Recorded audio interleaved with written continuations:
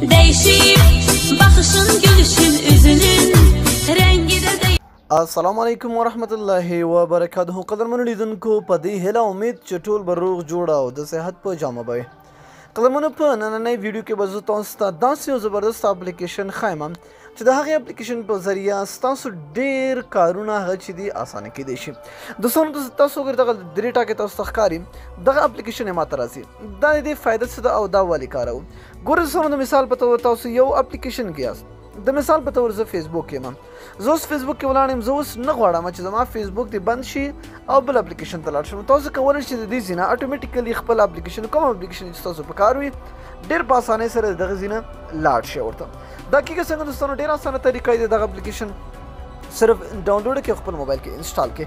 دوستانو ډسکرپشن ته لاړ شئ، لینک پروت دی، په لینک باندې کلیک کړئ، اپلیکیشن ډاونلوډ او خپل موبایل کې انسټال کړئ.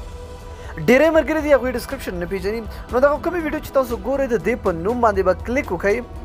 چې کله هم تاسو په دې باندې نوم باندې کلیک کړئ تاسو دلته لاندې ښکاري دغه لینک باندې کلیک کړئ، اپلیکیشن ډاونلوډ خپل موبایل کې انسټال کړئ.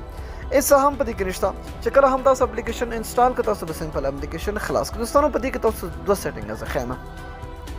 لومړی دغه سیټینګ تاسو ته کومې چې ښکاري انیبل ټول باکس، دا به داسې وي، دا به تاسو آن کړئ. سمه ده. او بل دغه شو نوټیفیکیشن دا به صرف آن وي، دا به تاسو هم آن کړئ. د نورو سره به تاسو کار نه لرئ. د هغې نه پس به تاسو دغه دویم آپشن ښکاري سلیکټ اپس، په دې باندې به تاسو کلیک کړئ. چې کله هم دا تاسو په دې باندې کلیک کړئ نو تاسو اوس غواړئ هغه اپلیکیشن کوم اپلیکیشن تاسو غواړئ چې په دغه درې ټکي باندې دلته یعنې ایډ شي. چې کوم یو تاسو غواړئ هغې باندې به تاسو دلته چیک ولګوئ او چې کوم یو نه غواړئ هغې نه به تاسو چیک لرې کړئ. هر یو اپلیکیشن چې تاسو غواړئ د صرف دغه چیک آن کړئ، دغه آپشن آن کړئ، نو اټومیټیکلي به ستاسو هغه اپلیکیشن هغه به دلته ټول ایډ شي. نو تاسو اوس کولی شئ چې د دغه ځای نه ډېر په اسانۍ سره خپل اپلیکیشن یې خلاص کړئ.